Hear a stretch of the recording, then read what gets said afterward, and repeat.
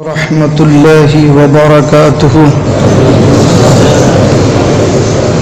الحمد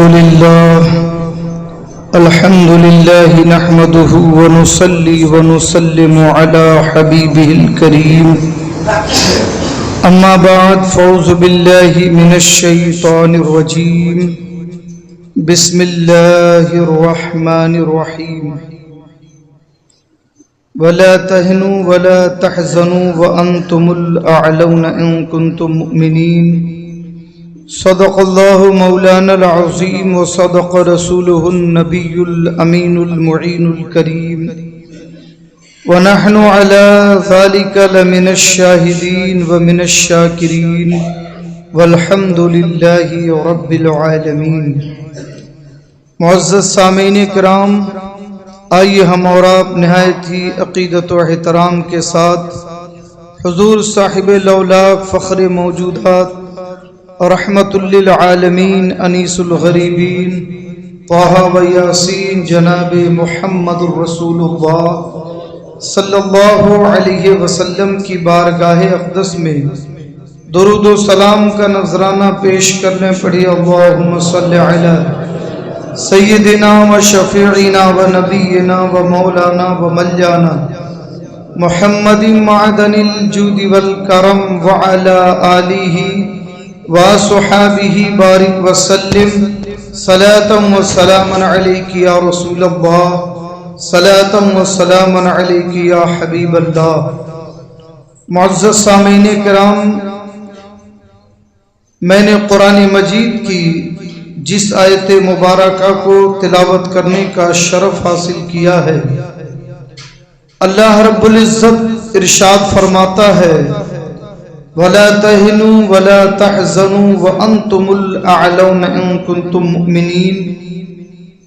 ایمان والوں سے خطاب ہے، اے ایمان والوں، اور سستی نہ کرو، وَلَا تَحْزَنُوا اور غم نہ کھاؤ، وَأَنْتُمُ الْأَعْلَوْنَ إِن كُنتُم مُؤْمِنِينَ، تم ہی بلند و بالا ہو، تم ہی کامیاب ہو اگر تم مومن ہو۔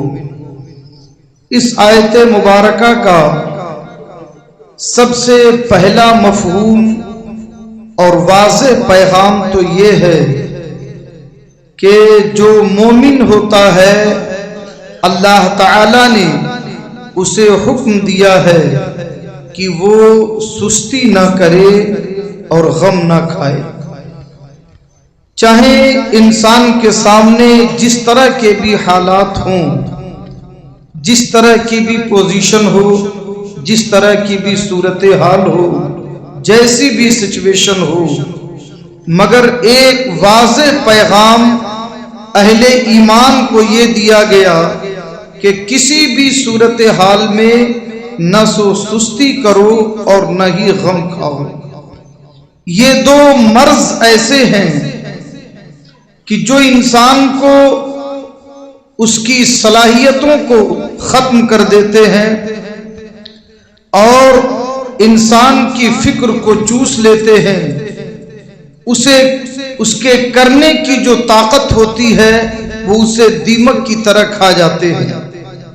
ایک اچھا خاصا انسان اگر وہ سستی اور کاہلی اپنا لے تو اپنے تمام کاروبار چھوڑ دے گا، اپنی تمام ذمہ داریوں سے غافل ہو جائے گا، اس لیے کہ سستی اور کاہلی انسان کو کام کے لائق نہیں چھوڑتی، اور غم انسان کو اندر سے کھا جاتا ہے۔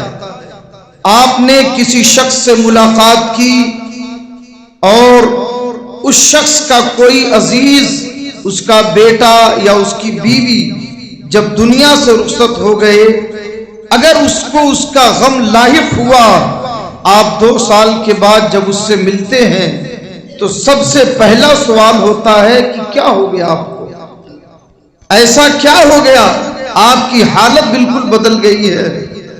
یہ جو 2 چیزیں ہیں، ایک غم اور ایک سستی اور کاہلی، یہ انسان کی صلاحیتوں کو دیمک کی طرح چاٹ کر انسان کو بیکار کر دیتے ہیں۔ قرآن مجید نے فرمایا تم بیکار نہیں ہو بلکہ کام کے لائق ہو۔ اللہ تعالیٰ نے تمہیں اپنی بھی ذمہ داری عطا کی ہے اور اپنے ساتھ ساتھ پوری دنیا کی ذمہ داری تمہیں دی ہے۔ کنتم خیر امت اخرجت للناس تأمرون بالمعروف وتنہون عن المنکر۔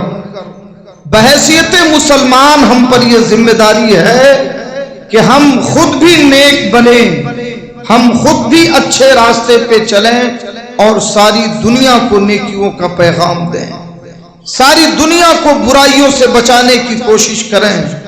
یہ ایک واضح پیغام ہے جو ہر مسلمان کے اوپر اللہ اور اس کے رسول نے رکھا ہے۔ اس کی تشریح کرتے ہوئے ہمارے نبی فرماتے ہیں بلغوا عنی ولو آیا، کہ میری طرف سے ایک بھی بات اگر تمہیں معلوم ہو، میری ایک بھی حدیث تمہیں معلوم ہے تو اسے اپنے پاس تک ہی نہ رکھو بلکہ اسے دوسروں تک شیئر کرو، تاکہ وہ اچھائی جو تمہارے پاس ہے اس سے دوسرے لوگ بھی فائدہ اٹھائیں۔ یہی وجہ ہے اللہ کے نبی سید عالم صلی اللہ علیہ وسلم نے جب خطبہ حجۃ الوداع پیش فرمایا، جو ہر اعتبار سے بڑا جامع، بڑا ہی آفاقی اور رہتی دنیا تک انسانیت کے لیے بڑا ہی کارآمد اور بہت ہی مفید خطبہ ہے، ہر دور کے لیے، ہر زمانے کے لیے اللہ کے نبی نے اس میں جو ہمیں اصول عطا فرمائے وہ ہر زمانے میں قابل عمل ہیں۔ تو اس کے بارے میں اللہ کے نبی نے یہ ارشاد فرمایا کہ اے لوگوں فَلْيُبَلِّغِ الشَّاهِدُ مِنْكُمُ الْغَائِبَ، جو لوگ تم میں سے یہاں پر موجود ہیں چاہیے کہ میری اس بات کو ان لوگوں تک پہنچائیں جو یہاں موجود نہیں ہیں۔ نبی کریم صلی اللہ علیہ وسلم کے اسی فرمان پر عمل کرنے کی وجہ سے آج نبی پاک علیہ السلام کی حدیثیں ساری دنیا میں موجود ہیں۔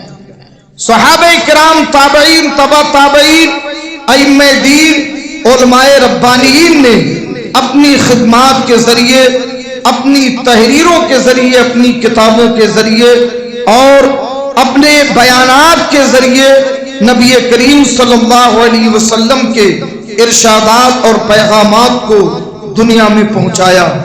تو یہ ضروری ہے کہ ہم یہ دونوں چیزیں ترک کر دیں، سستی اور کاہلی اور غم خوری۔ انسان اتنا بھی اپنے آپ کو کمزور نہ کر لے کہ اپنے فرائض اور اپنی ذمہ داریوں سے بھی سبکدوش ہو جائے۔ یاد رکھیں نبی کریم صلی اللہ علیہ وسلم نے بڑی شاندار زندگی ہمیں عطا فرمائی، بہت خوبصورت اصول عطا فرمائے اور بہت ہی شاندار طریقے سے ہماری رہنمائی فرمائی اور خود عمل کر کے دکھایا، اور ان کے صحابہ کا، نبی پاک کے اہل بیت کا اسوہ حسنہ، ان کا طریقہ کار اس امت کے لیے قابل عمل بن کر کے قیامت تک ہماری رہنمائی کرنے کے لیے کافی ہے۔ ضرورت اس بات کی ہے کہ ہم ان اصولوں کو اپنائیں، ان طریقوں پہ عمل کریں اور اس طرح سے اپنی زندگی کو صحابہ کرام رضوان اللہ تعالی علیہ مجمعین اور اہل بیت کے نقش قدم پہ چل کر ہم اپنی دنیا اور آخرت کو کامیاب بنائیں۔ میرے عزیزوں، میرے دوستوں، اللہ رب العزت نے جو فرمایا وَلَا تَهِنُوا وَلَا تَحْزَنُوا وَأَنْتُمُ الْأَعْلَوْنَ إِن كُنتُم مُؤْمِنِينَ، حالات چاہے جیسے بھی ہو جائیں تم سستی نہ کرنا، غم نہ کھانا، تم ہی کامیاب ہوگے، شرط یہ ہے کہ تم مومن ہو جاؤ۔ اس لیے اب ضرورت اس بات کی ہے کہ ہم اپنے ایمان کو مضبوط کریں۔ اس پیغام کے اندر بہت بڑا درس یہ ہے کہ ایک کامل مسلمان، ایک کامل ایمان والا، ایک مضبوط ایمان والا، اللہ تعالی کی جانب سے اسے یہ مژدہ ہے، یہ بشارت ہے کہ وہ ہر حال میں کامیاب ہی ہوگا، ہر حال میں وہ کامیاب رہے گا۔ تو آئیے ہم اپنے اس طاقت کو مضبوط کریں جس پر کامیابی کی بنیاد ہے۔ سب سے پہلی چیز انسان کو اپنا ایمان مضبوط کرنا اور تقوی کی طرف بڑھنا۔ ایسی چیزیں جو ہمارے تقوی کے خلاف ہیں، ہماری شناخت کے خلاف ہیں، ہماری تہذیب اور کلچر کے خلاف ہیں، ہمیں وہ چیزیں ترک کر دینی چاہیے۔ اگرچہ ہم نے اسے ایک زمانے سے اپنا رکھا ہے، آپ اپنے اندر غور کریں، آج بھی ہمیں دین سے وابستگی کی فکر نہیں، آج بھی ہمیں نمازوں کی کوئی پرواہ نہیں ہوتی، آج بھی ہمارے گھروں میں قرآن کی تلاوت نہیں ہوتی، آج بھی ہماری زبان کا کوئی ویلو نہیں، ہمارے کردار کا کوئی ویلو نہیں۔ مسلمانوں، یہ سب چیزیں صرف خواب دیکھنے سے اور امیدیں جگہ لینے سے نہیں ہوتی، بلکہ عمل کے میدان میں رسول پاک صلی اللہ علیہ وسلم کے غلاموں کی طرح ہمیں حضور کی شریعت پہ کاربند ہونا ہوگا۔ انشاءاللہ اللہ کا وعدہ کبھی غلط نہیں ہو سکتا۔ اللہ تعالیٰ نے فرمایا کہ لن تجد لسنت اللہ تبدیلا، یقیناً تم اللہ کے طریقے میں کبھی کوئی تبدیلی نہ پاؤ گے۔ اس نے وعدہ کیا ہے ایمان والوں کو غلبہ عطا فرمائے گا، تو تمہارا کام ہے کہ تم ایمان والے بن کے دکھاؤ۔ میرے عزیزوں، میرے دوستوں، اگر ہمارے پاس ایمان ہے، تقوی ہے، ہم صاحب کردار ہیں، تو دنیا تو بہت چھوٹی چیز ہے، آخرت بھی تمہاری ہے۔ میرے عزیزوں، میرے دوستوں، آج دیکھیں، اپنے آپ پہ غور کریں کہ اللہ کے نبی نے امت کی اصلاح کے لیے اور اس امت کو قابل رشک بنانے کے لیے، اس امت کو سب سے ممتاز اور سب سے زیادہ خوبیوں کا حامل بنانے کے لیے صرف ارشادات نہیں فرمائے، بلکہ عملی طور پر صحابہ کرام سے حضور پوچھتے رہتے تھے اور ان کا جائزہ بھی لیتے تھے، بلکہ بعض دفعہ حضور رحمت عالم ہونے کے باوجود ایسی سختیاں بھی فرماتے تھے کہ دیکھنے کے بعد سمجھ میں آتا کہ مسلمان ہونے کی حیثیت سے ان چیزوں کا خیال رکھنا ہمارے لیے کتنا ضروری ہے۔ آج آپ غور کریں، ہمارے معاشرے کے اندر ہمارے کردار کے بگاڑ کی وجہ سے، ہماری زبان کی خرابی کی وجہ سے آج ہمارے حالات کتنے گر چکے ہیں۔ ہمارے اپنے ہم پر بھروسہ نہیں کرتے، ہمارا بھائی، ہمارا دوست، ہمارے رشتہ دار ہمیں جو جانتے ہیں وہ ہم پہ بھروسہ نہیں کر سکتے، تو آپ بتائیں غیر کیسے ہم پر بھروسہ کریں گے؟ کیا واقعی ہم اس لائق ہیں؟ آج معاشرے کے اندر جو خرابیاں ہیں یہ ہماری پہچان بنتی جا رہی ہے، اور یہ بہت ہی افسوسناک، بہت ہی خطرناک اور بہت ہی زیادہ ہمارے خلاف ہیں۔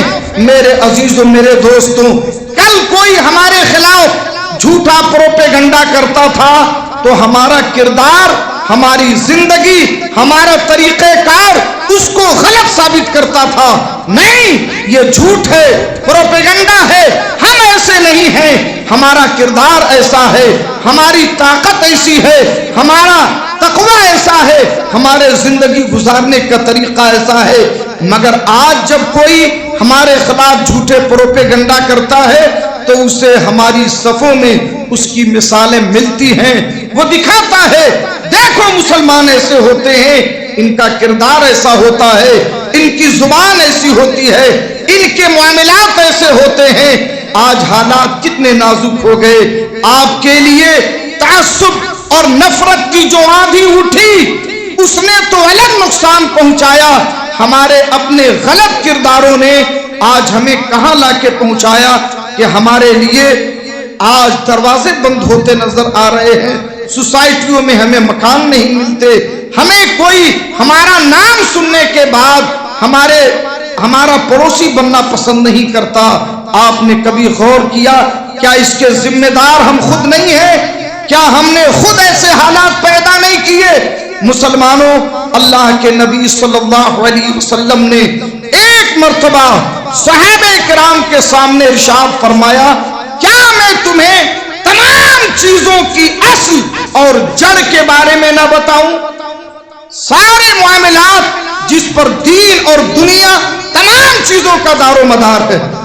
حضور نے فرمایا، یہ صحیح بخاری کی روایت ہے کہ کیا میں تمہیں تمام چیزوں کی اصل اور جڑ کے بارے میں نہ بتاؤں؟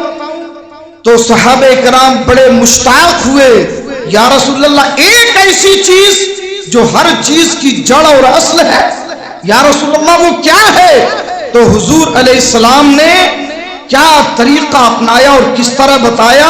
حضور نے اپنی زبان مبارک باہر نکالی، حالانکہ حضور خود فرماتے تو لوگ سمجھ جاتے، مگر زبان شریف باہر نکالی اور اپنے دائیں ہاتھ میں انگوٹھے اور شہادت کی انگلی سے اپنی زبان شریف کو پکڑ کے کہا، یہ حضور نے فرمایا یہ جو زبان ہے نا اس کی حفاظت کر لو، میں تمہیں دنیا اور آخرت کی بشارت دیتا ہوں۔ ایک چیز حضور نے فرمایا، یہ جو تمہاری زبان ہے، حضور نے فرمایا اس کی حفاظت کر لو اور اس کا حق ادا کرو۔ آپ سوچئے کہ یہ کتنی بڑی بات ہے، ظاہر سی بات ہے، اسی زبان سے ہم کلمہ بھی پڑھتے ہیں تو مومن کہلاتے ہیں، اسی زبان سے معاذ اللہ کوئی کفر بکتا ہے تو وہ کافر ہو جاتا ہے۔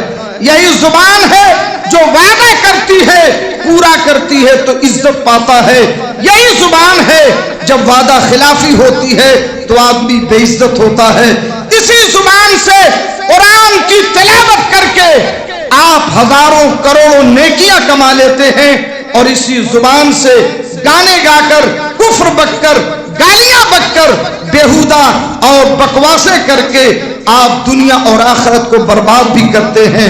حضور نے فرمایا یہ تمام معاملات کی جڑ ہے، اصل ہے، اور اللہ کے نبی نے فرمایا کہ مومن وہ ہے کہ جو اپنی زبان پر قائم رہے۔ یہ ہماری پہچان کب بنے گی؟ کب بنے گی یہ ہماری پہچان؟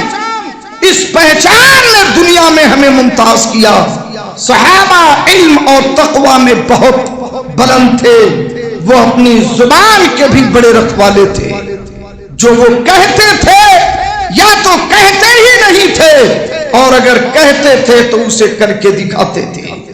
آپ دیکھیں آج ہمارے معاشرے کے اندر یہ بھی ایک ناسور بن کر یہ گناہ اٹھ رہا ہے کہ ہم وعدہ کرنے کا مطلب یہ ہوا کہ اسے پورا ہی نہیں کرنا، ٹالنے کے لیے وعدے کرتے ہیں کہ بھائی یہ کسی طرح چلا جائے، ٹھیک ہے 2 دن کے بعد ہم پیمنٹ کر دیں گے، 2 دن کے بعد دے دیں گے، تاکہ وہ ابھی چلا جائے، باقی وہ 2 دن پتہ نہیں اس کی زندگی میں آئے گا بھی یا وہ مر جائے گا، اسے خود بھی نہیں پتا کہ وہ کب دے گا، اس کی نیت میں بھی نہیں ہے کہ یہ 2 دن کتنا لمبا ہے۔ یہ حالات ہو گئے ہمارے۔ نبی کریم صلی اللہ علیہ وسلم نے اس چیز پر صحابہ کرام کو بڑی سختی کے ساتھ قائم فرمایا، اور حضور نے فرمایا لا ایمان لمن لا عہد لہ، جس کی بات کا بھروسہ نہیں وہ کامل مسلمان نہیں۔ حضور نے فرمایا وہ سچا مسلمان نہیں جس کی بات کا بھروسہ نہیں۔ آج آپ حالات یہ ہیں، آپ چاہے جتنی پریشانی میں ہوں، آپ اپنے کسی بھائی سے قرض مانگیں، وہ آپ کو قرض دینے کو تیار نہیں۔ کیوں نہیں قرض دینے کو تیار ہے؟ کیوں نہیں تیار ہے؟ یہ حالات ہم نے خود پیدا کیے، اس لیے کہ ہم نے جب قرض لیے تو دینا بھول گئے، ہم نے سوچا یار یہ تو ہمارا ہی مال ہے، اب وہ قرض دینے والا دوڑتا رہے پیچھے پیچھے، ہمیں کوئی فرق نہیں پڑتا۔ اب تو ہم اسے ایسا ٹالتے ہیں جیسے کہ اس کی غرض ہے، ہماری کوئی ذمہ داری نہیں بنتی۔ نتیجہ کیا نکلا کہ پورے سماج میں، پورے ماحول میں آج کوئی کسی کو قرض دینے کے لیے جلدی تیار نہیں ہوتا۔ میرے عزیزوں، میرے دوستوں، کیا دنیا میں ہی رہنا ہے؟ کیا مرنا نہیں ہے؟ کیا سامنا نہیں کرنا اللہ اور رسول کا؟ کیا تمہیں سوچ لیا ہے کہ کچھ بھی ہو جائے ہمیں اپنے طریقے سے زندگی گزارنی ہے؟ شریعت کیا کہتی ہے، اسلام کیا کہتا ہے، حضور نے کیا سکھایا، ان ساری باتوں سے بالکل غافل ہو کر کون سے دھارے میں بہ رہے ہو، کون سی دنیا میں جی رہے ہو؟ ایک وقت یہ ساری چیزیں تمہاری نگاہوں سے کافور ہو جائیں گی. وقت آئے گا اور اس ٹائم پھر رجوع کا بھی وقت نہیں ملے گا، مہلت تک نہیں ملے گی، اور اس وقت یہ ساری دنیا جلے ہوئے راکھ کے ڈھیر سے بھی زیادہ تمہیں بے وقت اور بے قیمت نظر آئے گی. میرے عزیزوں، میرے دوستوں، رسول پاک صلی اللہ علیہ وسلم ایسے لوگوں کے ساتھ کیا برتاؤ کرتے تھے، سنو. اللہ کے نبی صلی اللہ علیہ وسلم، صحیح بخاری میں ہے کہ جب کسی صحابی کا جنازہ لایا جاتا، میں جو بول رہا ہوں اسے نوٹ کرنا، میں صحابی کا لفظ بول رہا ہوں کیونکہ حضور کی بارگاہ میں جنازہ صحابی کا ہی آتا تھا.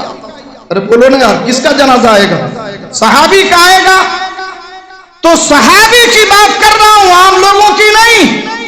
صحابی کا جنازہ آتا تو حضور پوچھتے، اس نے کسی سے قرض تو نہیں لیا ہے؟ جنازہ پڑھانے سے پہلے حضور کا یہ سوال ہوتا تھا، اس نے کسی سے قرض تو نہیں لیا ہے؟ تو اس کے گھر والے یا اس کے رشتہ دار یا اس کو جو جانتے تھے وہ اس کا جواب دیتے تھے. اگر کوئی یہ کہہ دیتا کہ یا رسول اللہ اس پر کسی کا کوئی حق نہیں ہے، کسی سے قرض نہیں لیا، اللہ کے نبی اس کی نماز جنازہ پڑھاتے. اور اگر یہ معلوم ہوتا کہ اس نے کسی سے لیا ہے دیا نہیں، تو ایسا نہیں کہ نبی پاک صلی اللہ علیہ وسلم کے سامنے ایسے حالات نہیں آئے، بلکہ صحیح بخاری میں ہے کہ ایک جنازہ آیا اور حضور نے یہی سوال کیا تو جواب یہ دیا گیا کہ اس نے قرض لیا تھا مگر واپس نہیں کیا. تو حضور مصلی امامت سے ہٹ گئے. جنازہ رکھا ہے، صفیں کھڑی ہے، رحمت عالم اس جنازے کے سامنے سے ہٹ گئے اور فرماتے میں اس کی نماز جنازہ نہیں پڑھوں گا، تم لوگ پڑھ لو مگر میں نہیں پڑھوں گا. کچھ سمجھ میں آیا؟ اتنا آسان نہیں ہے یار کسی کا مال لے کے کھا جانا جیسا آپ نے سمجھ رکھا ہے. اتنا آسان نہیں ہے. اس نے بھی خون پسینے سے کمایا ہے، کسی امید پر آپ کو دیا ہے، کچھ سوچ کر کے آپ کو دیا تھا. اس نے آپ کی مدد کی تھی، آپ کی پریشانی میں، آپ کی تکلیف میں، آپ کی بیماری میں، اور آپ نے اسے اپنا مال سمجھ کے ہڑپ کر لیا. بچ نہیں سکو گے، اللہ کی عزت کی قسم بچ نہیں سکو گے. اللہ کے رسول صلی اللہ علیہ وسلم فرماتے ہیں کہ میں اس کی جنازے کی نماز نہیں پڑھوں گا. کس کی؟ ایک صحابی کی. ایک صحابی رسول کے جنازے کی نماز مصطفیٰ پڑھنے کو تیار نہیں ہے. اس لیے نہیں کہ وہ نماز نہیں پڑھتا تھا، اس لیے نہیں کہ وہ روزہ نہیں رکھتا تھا، اس لیے نہیں کہ وہ اسلام کے کسی اور کام پہ عمل نہیں کرتا تھا، اس لیے کہ اس نے قرض لیا تھا، ادا نہیں کیا تھا. سمجھ میں آئی بات؟ تو حضور نے کہا میں نہیں پڑھوں گا. اب ظاہر سی بات ہے، اتنا بڑا مجمع، سارے رشتہ دار، دوست و احباب سب کھڑے ہیں. یہ کتنی بڑی بات تھی کہ حضور جنازے سے ہٹ جائے. تو ایک صحابی رسول کو غیرت آئی، انہوں نے کہا یا رسول اللہ ایسا نہ کریں، یا رسول اللہ آپ پڑھائیں، اس پر جتنا قرض ہے میں ادا کرنے کو تیار ہوں. یا رسول اللہ ہمارا دینی بھائی تھا، یا رسول اللہ ہمارا کلمے والا بھائی تھا، آپ اس کی جنازہ نہیں پڑھیں گے؟ یا رسول اللہ ایسا نہیں ہو سکتا، آپ پڑھائیں، میں ذمہ داری لیتا ہوں. ادھر آپ جنازے کی نماز پڑھائیں گے، ادھر میں اس کا قرضہ پورا کر دوں گا. تو حضور نے اس کی جنازے کی نماز پڑھائی. تو میں بتانا کیا چاہتا ہوں کہ رحمت عالم صلی اللہ علیہ وسلم ایسے نماز جنازہ سے ہٹ جاتے تھے کہ جن کے اوپر قرض ہوتا، یا تو اس نے قرض ادا کر دیا ہو یا کم سے کم اتنا مال چھوڑ گیا ہو کہ اس کے مال سے اس کا قرض ادا کر دیا جائے۔ تو حضور پوچھتے تھے اچھا قرض ہے ادا نہیں کیا تو کیا اتنا مال چھوڑا ہے کہ اس سے قرضہ ادا کیا جائے؟ تو جواب دیا جاتا یا رسول اللہ ہے، اس کے پاس اتنا مال ہے۔ تو حضور فرماتے کہ وارثوں کو بعد میں بانٹنا، پہلے قرضہ ادا کرو۔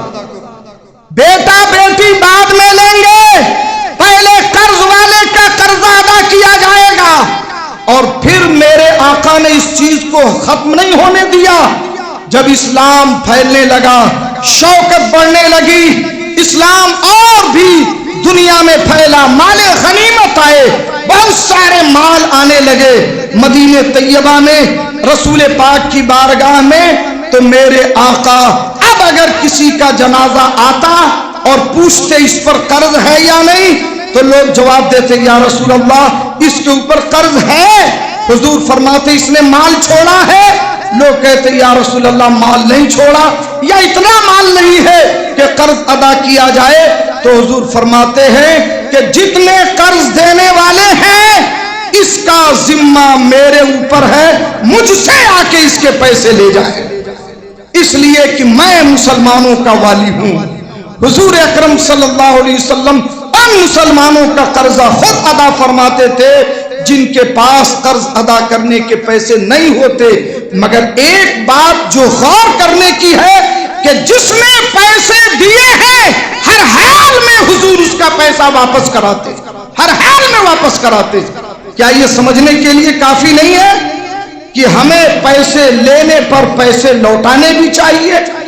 ہاں اگر ایسی مجبوری آ گئی، کوشش کے باوجود آپ نہیں دے رہے ہو تو منہ مت پھیرو، راستے مت کاٹو، تعلقات مت ختم کرو، کوئی تمہیں کھا نہیں جائے گا۔ اپنی صحیح مجبوریاں، دھوکہ دینے کی کوشش نہیں کرو، صحیح مجبوریاں بتاؤ۔ ایسے حالات ہیں، انشاءاللہ میں کوشش میں ہوں، ہو جائیں گے آپ کو واپس کر دوں گا یا تھوڑا تھوڑا کر کے واپس کر دوں گا۔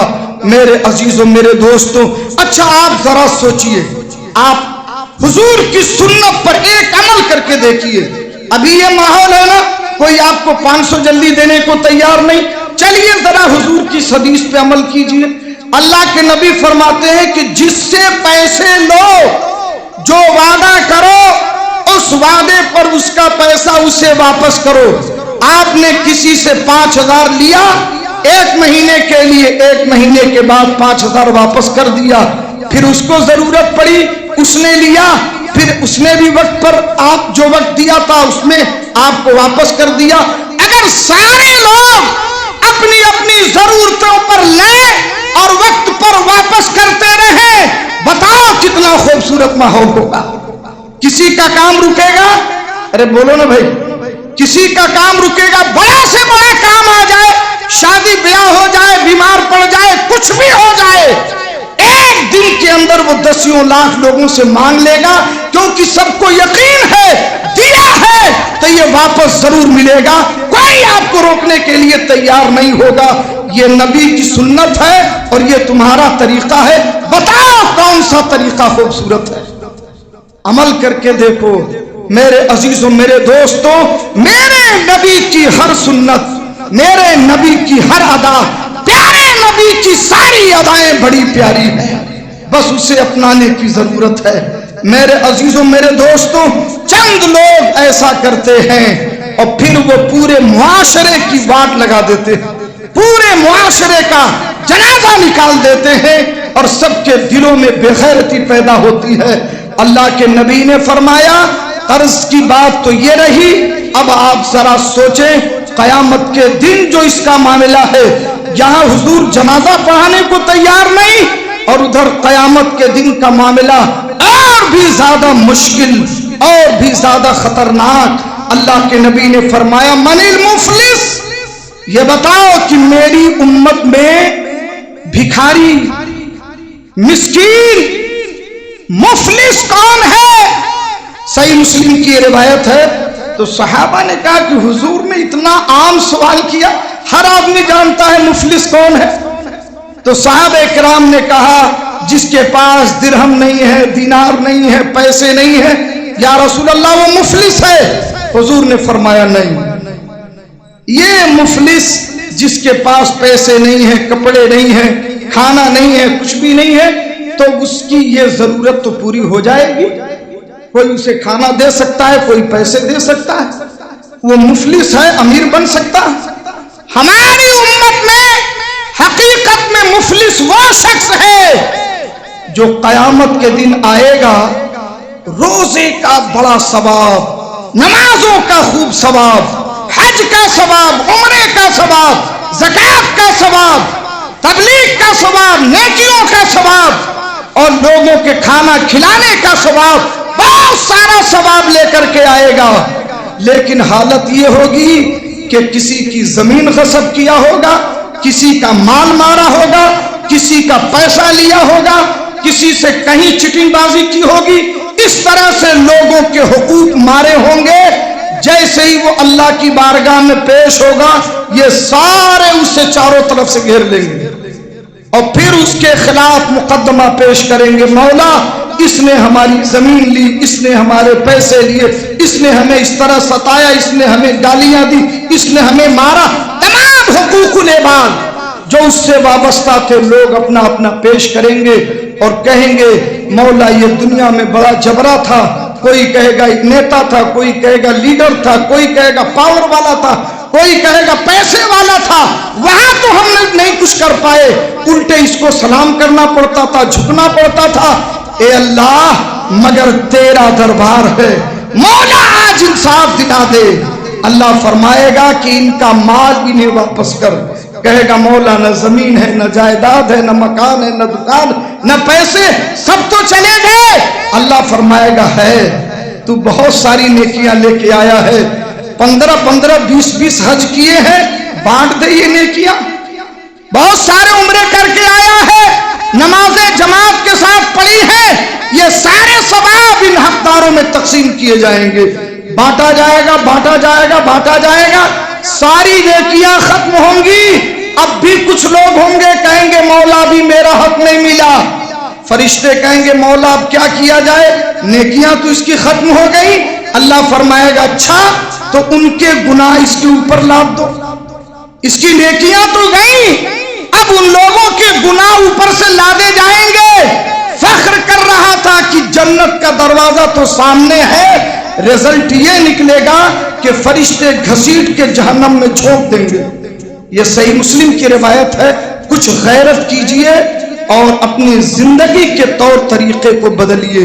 اللہ تبارک و تعالی ہماری زبان کی قیمت ہمیں سمجھنے کی توفیق عطا فرمائے، ہمیں تقوی کی توفیق دے.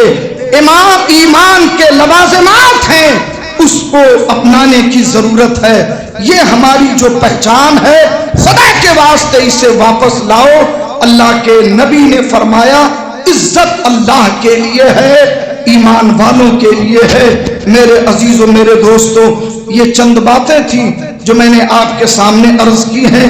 میرے کہنے سے زیادہ آپ انہیں سمجھنے کی کوشش کریں اور اپنے سامنے مشکل حالات کو دیکھتے ہوئے دین اور شریعت کی طرف لوٹیں، تقوی اور پرہیزگاری کو اپنائیں. اللہ کا دین بڑا خوبصورت ہے، جو اسے اپنا لیتا ہے وہ دنیا اور آخرت میں خوبصورت ہو جاتا ہے. اللہ تعالی ہمیں اور آپ کو مکمل عمل کی توفیق عطا فرمائے. استغفر اللہ ربی من کل ذنب و اتوب الیہ. السلام علیکم ورحمۃ اللہ وبرکاتہ.